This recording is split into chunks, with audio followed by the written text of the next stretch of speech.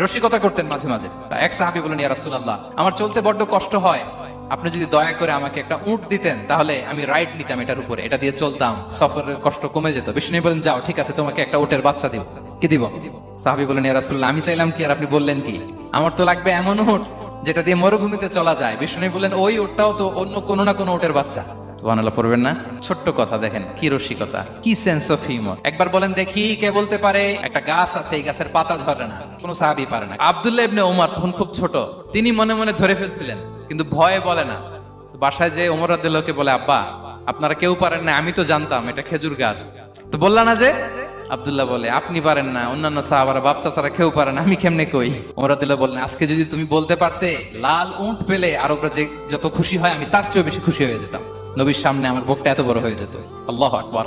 দেখেন, প্রশ্ন ছুড়ে দিয়ে মনোযোগ আকর্ষণ করতেন সাহাবাদের।